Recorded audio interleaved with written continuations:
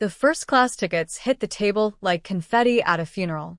I should have known right then, when nobody smiled, when the room went dead quiet except for the clink of wine glasses, that I'd just made the biggest mistake of my life. 7 days in California, I said, grinning like an idiot. Beachfront villa in Carmel. All expenses paid. Mom, you always said you wanted to see the Pacific, so I figured. Talia's laugh cut through the room like broken glass. Not a happy laugh. The kind that makes your stomach drop. You're still trying to buy our love, aren't you? She waved the ticket like it was a joke. Like I was a joke. My heart stopped. What? Dad leaned back in his chair, swirling his wine, that smirk on his face, the one he wore when he was about to destroy someone. Well, she's not wrong, son. You've always done this. Gifts, trips, money. Trying to make up for something. The room tilted. Mom folded her arms, eyes cold as winter. Kaylin, no one in this family actually likes you. 6 words. That's all it took. Everything I'd built in my head, every Sunday phone call, every birthday I remembered when they forgot mine, every time I showed up when they needed me, it all shattered right there on that dining room table. You make everything awkward with your pity gestures, Mom continued, her voice sharp enough to draw blood. You think you can buy affection, but that's not how family works. Hi viewers, kindly tell us where you're watching from and what time it is. Warm welcome to the family. Enjoy the story. I looked at each of them. Dad, who once called me weak for choosing community work over corporate climbing. Talia, the golden child who could do no wrong. Grant, her husband, staring at his plate like a coward. And Mom, the woman I'd spent 32 years trying to make proud. They weren't upset. They weren't uncomfortable. They were relieved. Like they'd finally said what they'd been holding back for decades. The dining room felt smaller suddenly. The chandelier too bright. The air too thick. I set my wine glass down carefully. Pushed in my chair. Straightened my jacket. Understood. I said quietly. Mom frowned. Don't start this drama, Kaylin. No drama. I interrupted, my voice steady. Just clarity. I looked at the tickets scattered on the table. For dreams I'd saved months to buy, now worthless as trash. You've finally said what you always meant. Then I walked out. Nobody stopped me. Nobody said wait. Nobody moved. The front door closed behind me with a soft click, and I stood there in the driveway, rain starting to fall, staring at their perfect house with its perfect lawn and perfect lies. My phone buzzed. Dad's name lit up the screen. I let it ring. Then came the voicemail. You'll regret walking away. I looked up at the rain, let it soak through my shirt, and whispered into the storm. Not this time. What would you do if your own family told you they never liked you? Drop your answer below because what I did next changed everything. I was 7 years old the first time I realized I was different. Not special different. Wrong different. It was a Saturday barbecue, one of those perfect summer days where everyone's smiling and the grill's smoking and everything looks like a commercial for the American dream. Dad was flipping burgers, beer in hand, telling some story that had everyone laughing. Mom was showing off her new garden to the neighbors. And Talia, golden-haired, gap-toothed Talia, was running around in her new dress, soaking up attention like sunshine. I was in the corner, reading. Kaylin, Dad's voice boomed across the yard. Put that damn book down and help your mother. I jumped up, eager to please. Ran over. Grabbed the wrong bowl. Not that one, stupid, Talia whispered, loud enough for everyone to hear. The salad bowl. Laughter rippled through the crowd. Not mean laughter, just dismissive. Like I was the punchline to a joke I didn't understand. Dad shook his head. Kid's got his head in the clouds. But when Talia spilled juice on the deck 10 minutes later, Mom just laughed and said, "Oh, you're fine, sweetheart. Accidents happen." That's when I learned the rules. Talia's mistakes were cute. Mine were proof I wasn't trying hard enough. By high school, the pattern was crystal clear. Talia got a brand new Mercedes for her 16th birthday, red, convertible, with a bow on top. I got a used Honda with a broken AC and a lecture about responsibility. You need to learn the value of hard work, Dad said, tossing me the keys like he was doing me a favor. 3 months later, Talia crashed the Mercedes into a mailbox. Dad bought her another one. I never said a word, just smiled, nodded, played my role. The breaking point came at a family dinner my senior year. I'd just gotten accepted to 5 colleges, full rides to 3 of them. I was proud. Stupidly, recklessly proud. That's great, son, Dad said, not looking up for mistake. Were you thinking? Harvard? Yale? Actually, I said, my heart racing, I'm thinking about the state school. They have an amazing community development program, and… Community development? Talia laughed. What, you gonna build houses for poor people? Well, yeah, that's kind of the point. Dad set his fork down. The table went quiet. Let me get this straight. You have offers from top schools, and you want to throw that away to play charity worker? It's not playing, Dad. It's a waste, he said flatly. You're smart enough for corporate law, investment banking, something that matters. But instead, you want to be a charity case with a degree. Mom reached over and patted my hand.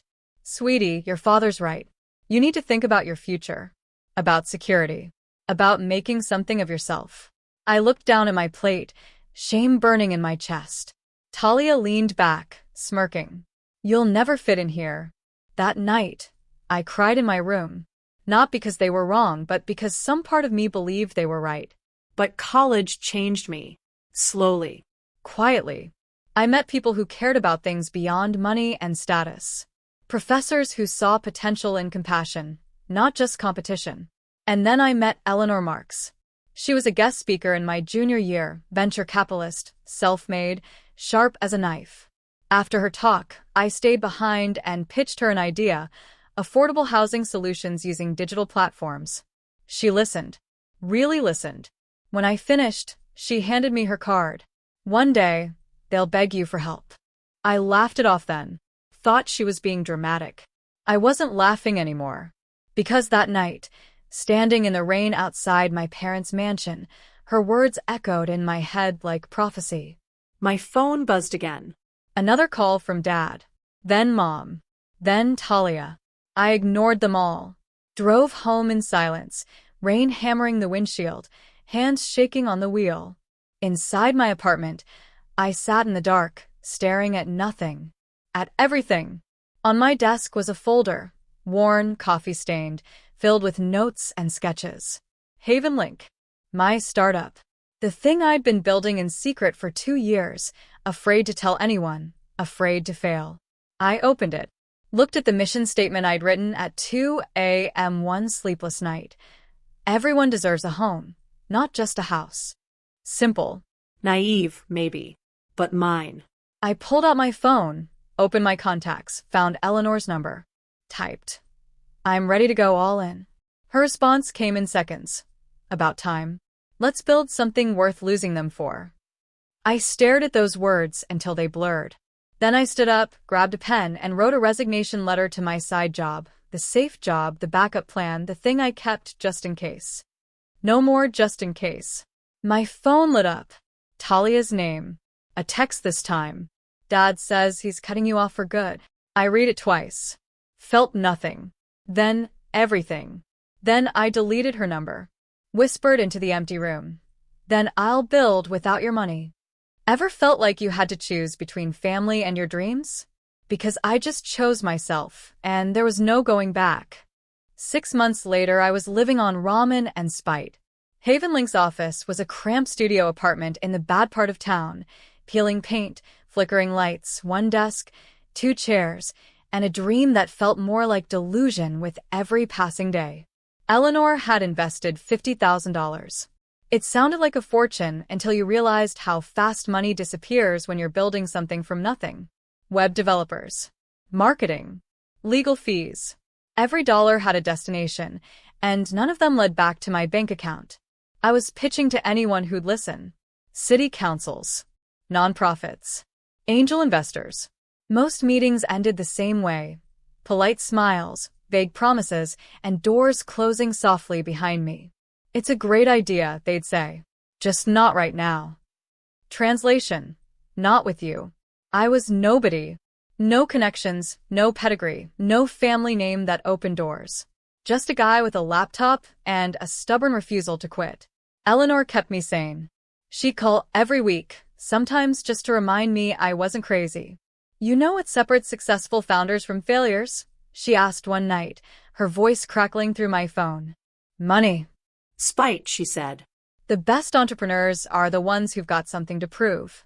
You've got a whole family to prove wrong. Use that. So I did. I worked 18-hour days. Skipped meals. Stopped answering calls from old friends who wanted to grab coffee. Code for tell you you're wasting your life. My apartment became a cave. My reflection became a stranger. But Havenlink? Havenlink was growing. Slowly. Painfully. But growing. We landed our first client, a small nonprofit in Detroit looking for a database system to connect homeless families with available housing. The contract was worth $12,000. Barely enough to cover costs. But it was proof. Real, tangible proof that this thing could work. I remember calling Eleanor at midnight, unable to contain the grin splitting my face. We did it. First contract. That's not the end, Kaylin. It's the beginning. Now you prove you can deliver. She was right. Delivering was harder than selling. The system crashed twice. The client got frustrated. I spent 72 hours straight fixing code, surviving on coffee and panic. But we delivered. On time. Under budget. And they loved it. Word spread. Slowly, like wildfire in the rain, but it spread. Another nonprofit reached out. Then a small city council in Ohio. Then a housing advocacy group in Oregon. We were becoming something. Then came the call that changed everything. I was in the office, staring at a spreadsheet that made no sense, when my phone rang. Unknown number. This is Kaylin. Mr. Mercer, this is David Chun from the State Housing Board. We've been reviewing your proposal for the statewide affordable housing database. My heart stopped. I'd submitted that proposal 4 months ago. Heard nothing. Assumed rejection. We'd like to schedule a meeting. We're very interested in moving forward. I don't remember what I said. Something professional, probably. Something that didn't sound like a man trying not to cry. When I hung up, I sat there in the flickering light of my tiny office, hands shaking, and let myself feel it, the first real glimmer of hope in months. Eleanor's words echoed. They'll see you now. I looked out the window at the city skyline, lights twinkling like distant stars, and whispered, they'll see me now. What's the one thing you'd never give up on, no matter how hard it got?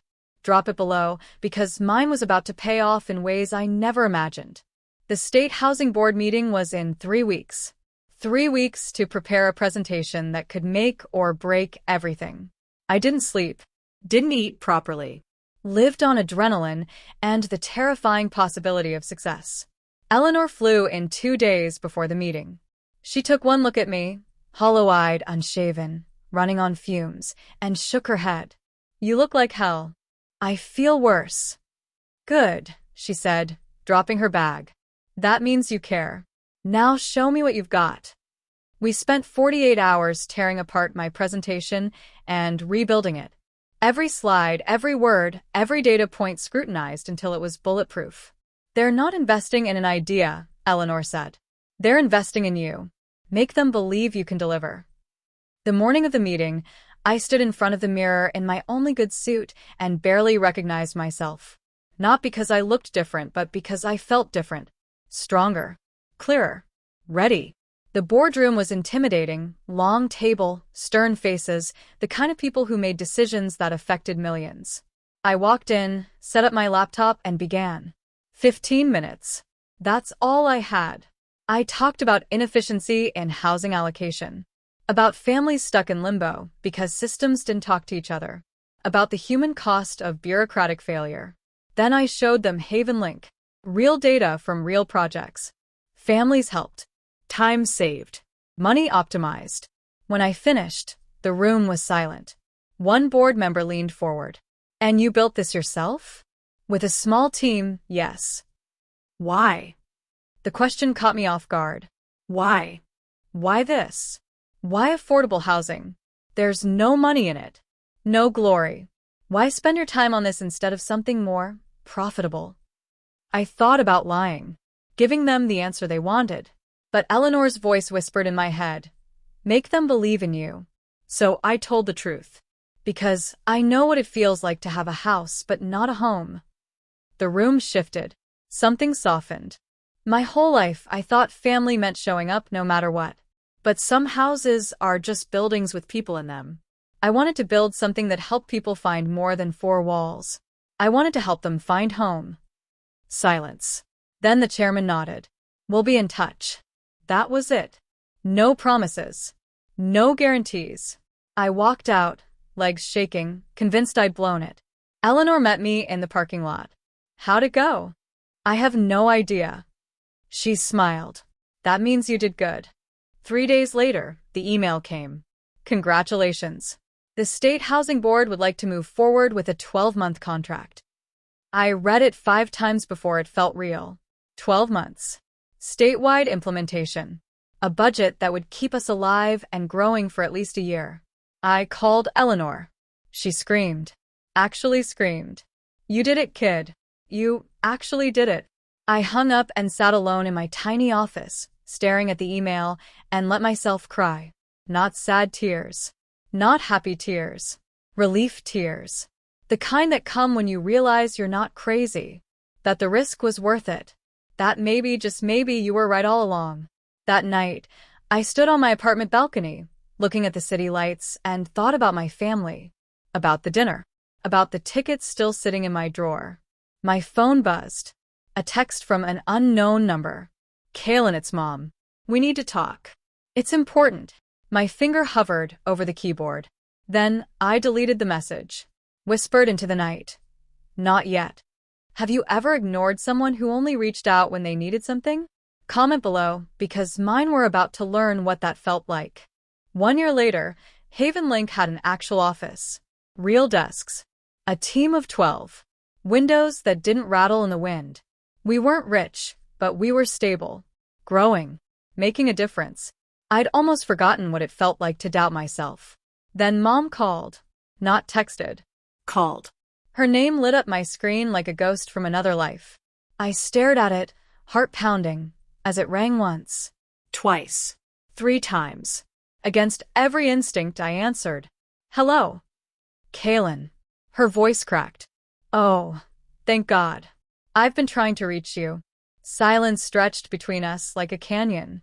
We need to talk. In person. Please. About what? Your father.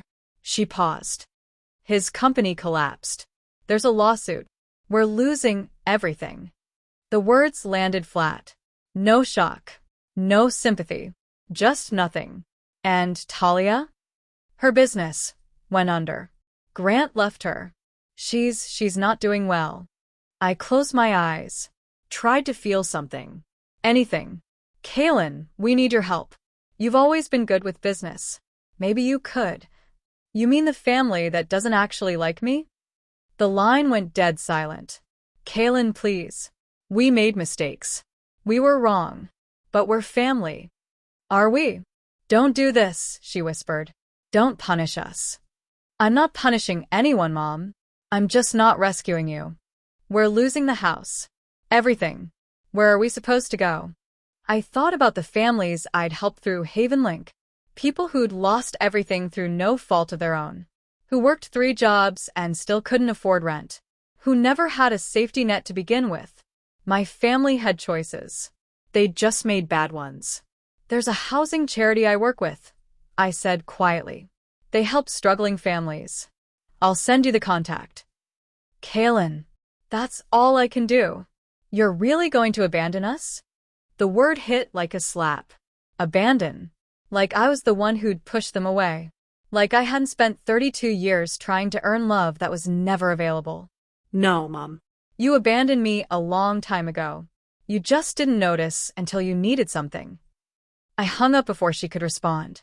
Stood there, phone in hand, waiting to feel guilty. But the guilt never came. Just clarity. Cold, final clarity. They called 17 times that day. Left voicemails that ranged from desperate to angry to manipulative. Eleanor came by that evening, took one look at me, and knew. They reached out. Yeah. What did you say? No. She nodded slowly. Proud. How do you feel? Free. And I meant it. That night I agreed to meet them. Not because I owed them anything, but because I needed closure. We met at a small cafe downtown. Neutral ground. They looked smaller somehow. Dad's shoulders hunched. Mom's makeup couldn't hide the exhaustion. Talia wouldn't meet my eyes. We're sorry, Mom said, voice barely above a whisper. We shouldn't have said those things. I studied them. These people who'd shaped my entire life. Who I'd spent decades trying to please. You know what hurts most? I said quietly. Not that you said it, but that you meant it. We were jealous, Talia blurted out, tears streaming. You were always better than us, and we couldn't stand it. The confession hung in the air. Dad swallowed hard. We thought you were trying to buy our love. No, Dad. I was trying to share mine. You just weren't capable of accepting something that wasn't wrapped in money or ego. I pulled out a small envelope, set it on the table. This is the contact for a housing charity I work with. They help struggling families get back on their feet. Maybe this time, you can learn what real family looks like.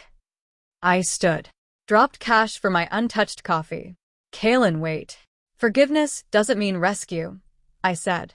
I forgive you, but I'm done saving you from yourselves. And I walked out. That night, my phone buzzed one last time. Mom's text glowed in the darkness. We miss you, Kaylin. Please come home.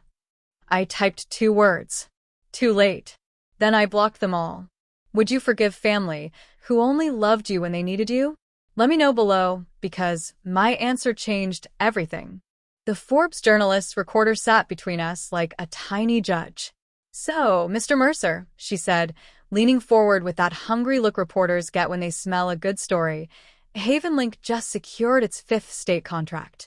You're 35 years old, and you've revolutionized affordable housing allocation across the country. What drives you? I looked out the window of our San Francisco headquarters, floor-to-ceiling glass, the Golden Gate Bridge visible in the distance. 3 years ago, I was working out of a studio apartment that smelled like mildew and broken dreams. I know what it feels like to have a house but not a home, I said. She tilted her head. Can you elaborate? I thought about lying, giving her the sanitized version, the one that sounded good in print. But Eleanor's words echoed.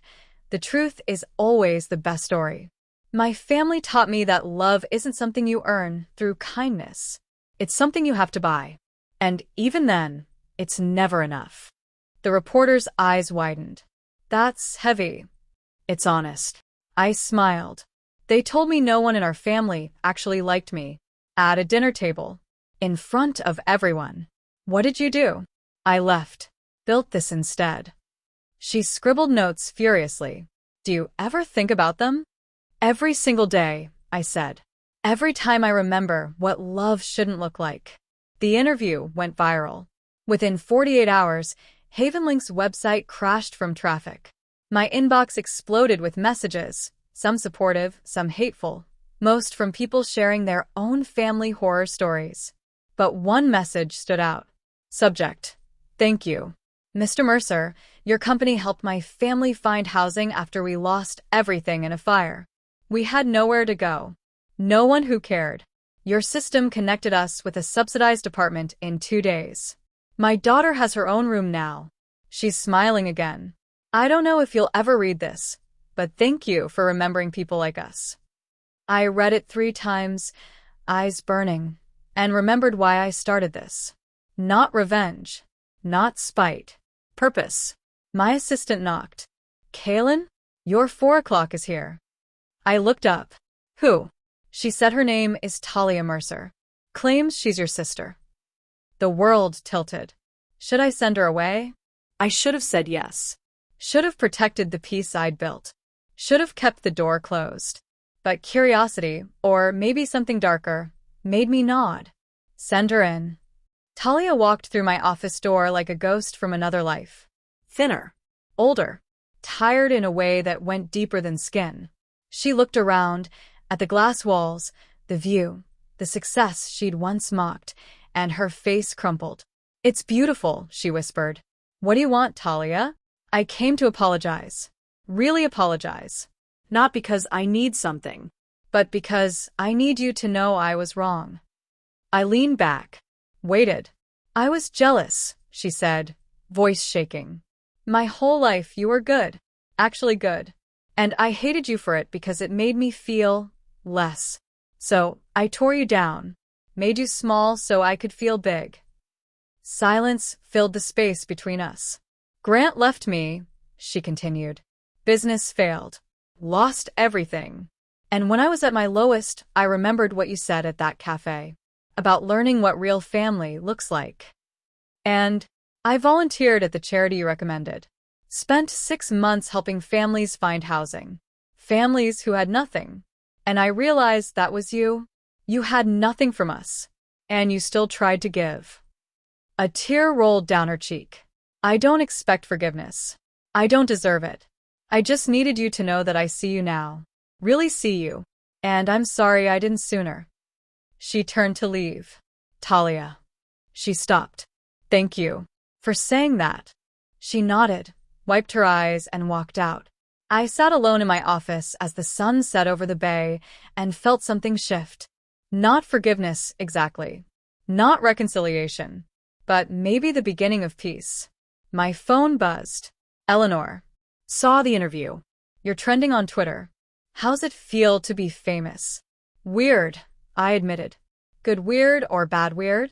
"Complicated weird." She laughed. "That's the only kind that matters. Dinner tonight? We need to talk about the New York expansion." Yeah. "I'll be there." I hung up, looked at the city lights beginning to glow, and smiled. Some families break you. Mine built me. And I was just getting started. Have you ever had someone apologize years too late? Drop your answer below, because what happened next nobody saw coming. The cemetery was empty except for me and the wind. I'd driven 3 hours to get here, to this small town where my grandparents were buried. People I barely remembered, but who, according to faded letters I'd found, had actually loved me. Grandma Iris and Grandpa Joe. They'd died when I was 8, too young to understand what I was losing. I stood at their graves, holding the Forbes article, and wondered what they'd think of me now. "I wish you could have stayed longer," I said to the headstones. Maybe things would have been different. The wind rustled through the trees. I'd learned something recently, something Eleanor had mentioned casually over dinner that sent me digging through old family documents. My grandparents had left me money, a trust fund, $50,000, to be released when I turned 25. I'd never received it. When I confronted the bank, they confirmed it.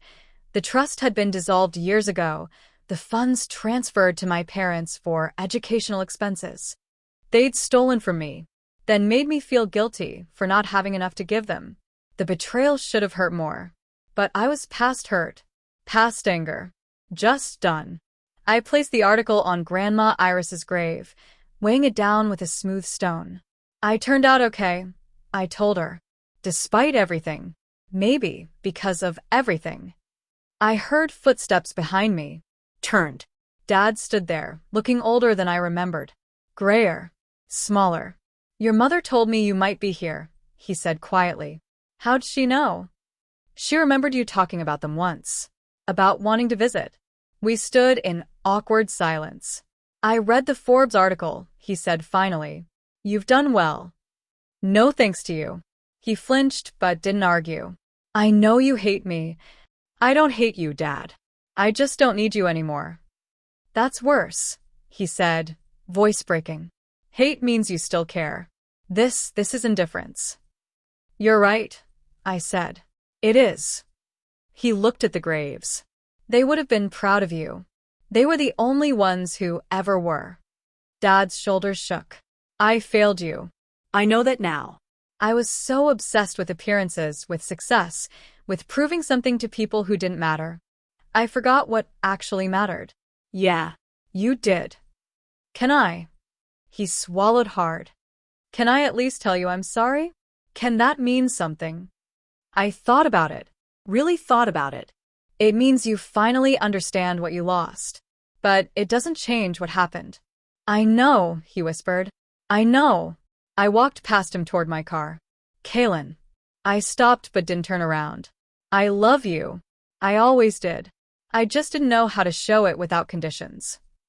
Love isn't supposed to have conditions, Dad. That's the whole point.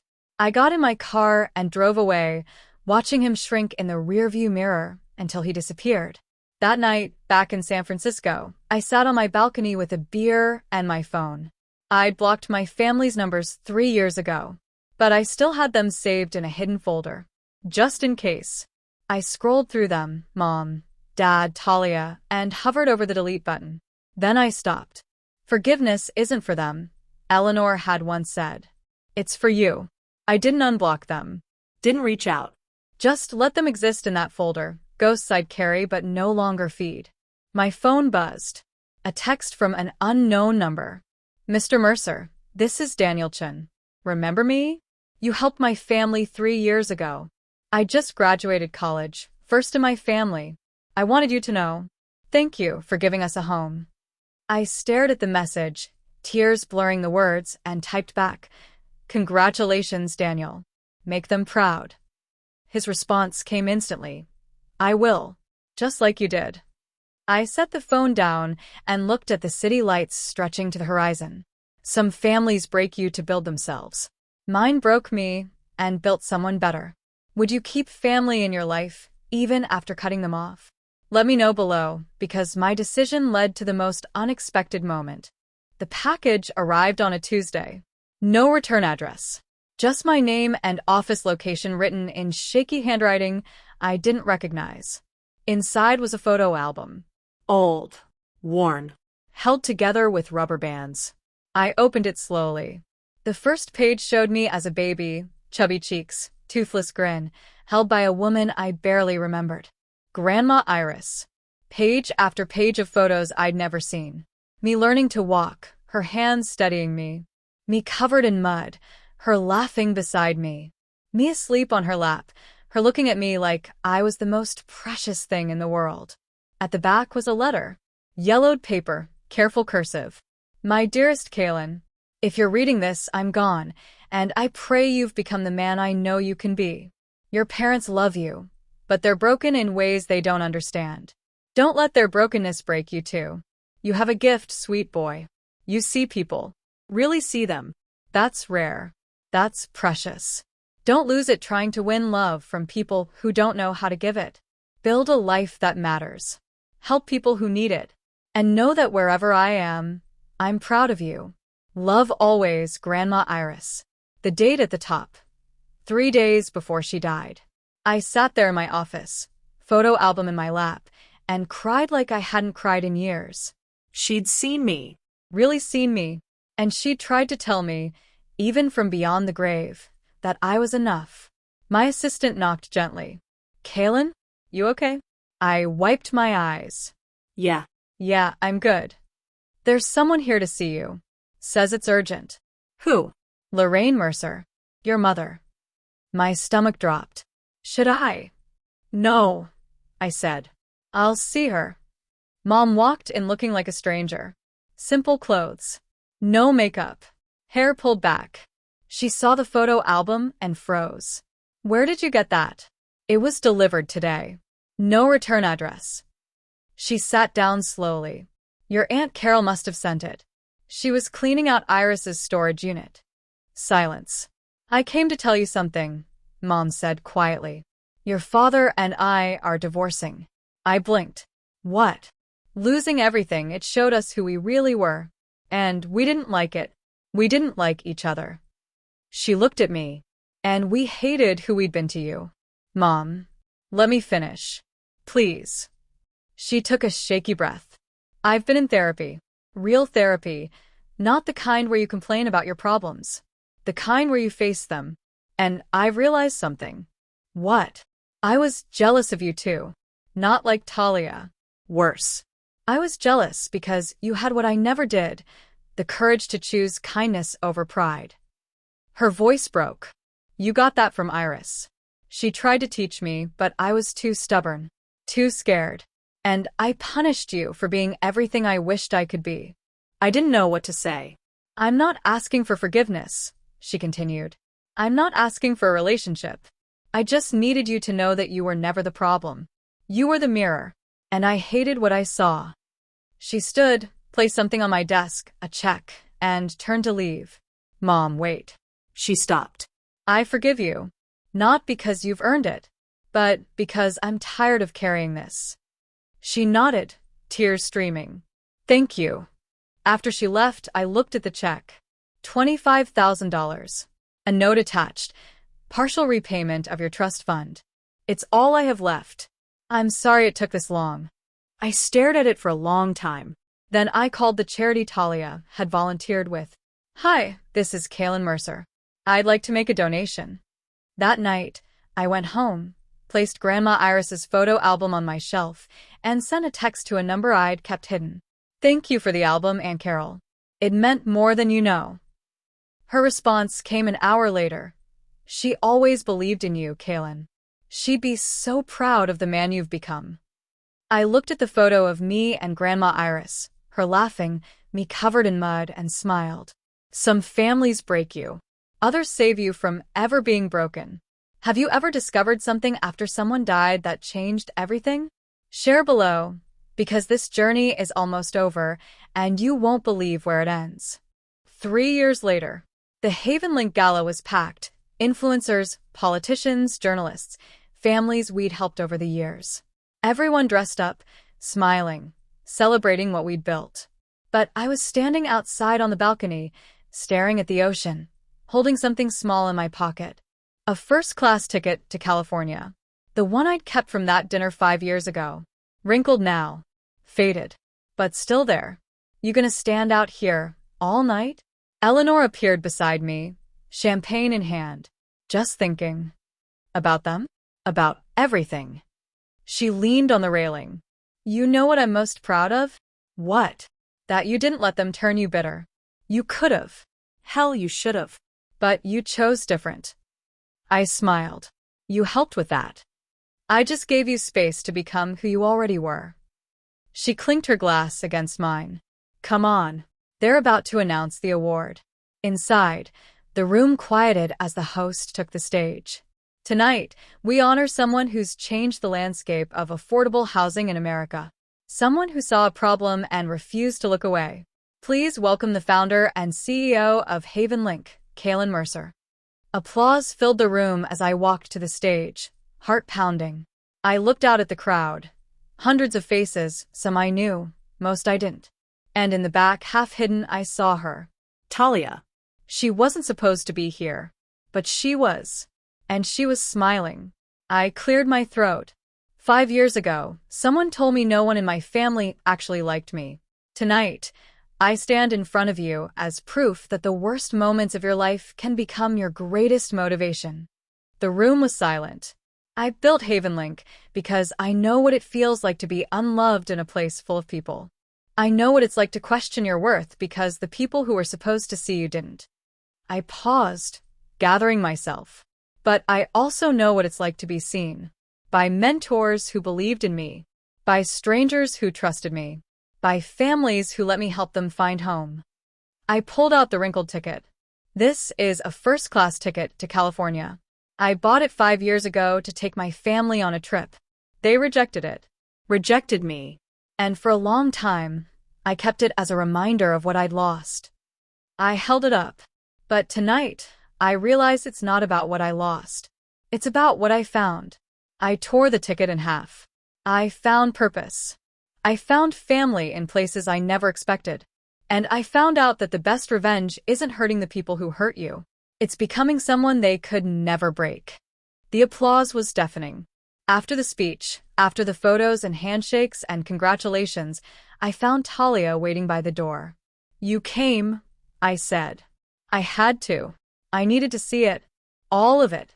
What you built from the ashes of us. And you're incredible, Kaylin. You always were. I'm just sorry it took me this long to see it. We stood there, two people who'd once been family, now something else. Not enemies. Not quite friends. Just two people who'd survived the same storm. Take care of yourself, Talia. You too, little brother. She walked into the night, and I let her go. No anger, no bitterness, just peace. Eleanor found me an hour later, still standing by the door. You good? Yeah, I said. I think I finally am. Some families destroy you, others save you. Mine did both, and I became someone neither of us expected. If you've ever rebuilt yourself from nothing, drop a comment and inspire someone else. Subscribe and turn on notifications. We've got more powerful stories coming that'll change how you see family, success, and second chances. Hit that bell icon, share your story below, and let's build a community of people who refuse to stay broken. Next story drops soon, don't miss it.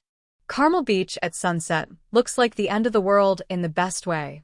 I stood there, toes in the sand, waves crashing, holding that torn ticket in one hand and a bottle of champagne in the other. Alone. Finally. Perfectly alone. I'd driven here on a whim, 7 hours from San Francisco, no plan, no schedule.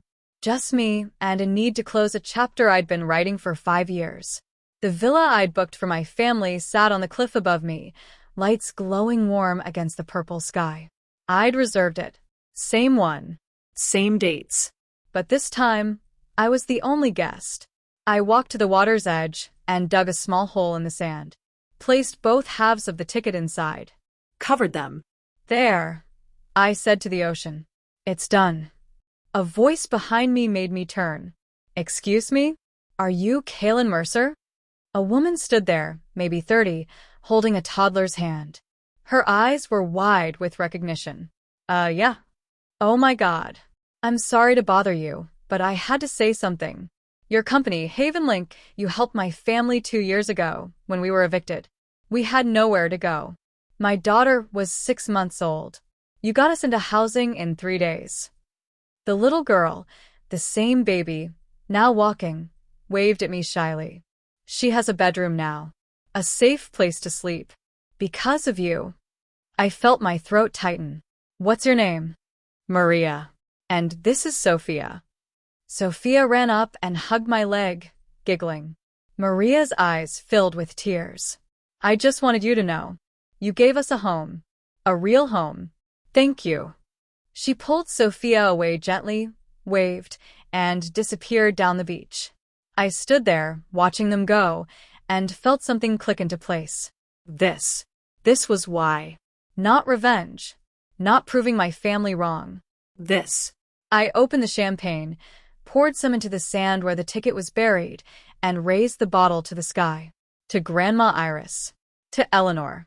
To everyone who saw me when I was invisible. I took a drink. And to me. For not giving up. The sun dipped below the horizon, painting the world gold and red, and I felt lighter than I had in years. My phone buzzed. A text from Eleanor. Where are you? Carmel Beach. Alone. Yeah. It's perfect. Good. You earned it. See you Monday. We've got 3 new contracts to review. I smiled. Can't wait. I stayed on that beach until the stars came out, until the cold drove me back to the villa, until I'd said everything I needed to say to the ghosts I'd been carrying. And when I finally walked inside, I looked at the empty rooms that should have been filled with family, with laughter, with people I'd tried so hard to love, and felt no sadness. Just gratitude. Because some families break you to test your strength. Mine broke me and built the man I'd always needed to be. A man who didn't need their approval to know his worth. A man who built homes for strangers because he understood what it meant to be homeless in a house full of people. A man who turned pain into purpose. And as I stood there, looking out at the Pacific Ocean my mother had always wanted to see, I whispered the truth I'd learned the hard way. The best families aren't born. They're built.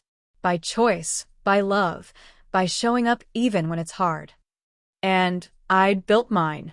Not with the Mercers, but with everyone who saw me, believed in me, and reminded me that I was always enough. That's the real ending. Not revenge. Not bitterness. Freedom. The freedom to be loved for who you are, not what you can give. And that right there is justice, quiet, complete, and irreversible. Thanks for staying with me through this journey. If this story touched you, if you've ever had to rebuild yourself from family betrayal, drop a comment and share your story. You never know who needs to hear it.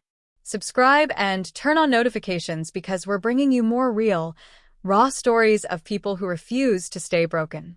Hit that subscribe button, smash the notification bell, and let's keep building this family together. More powerful stories coming soon. Don't miss them. See you in the next one.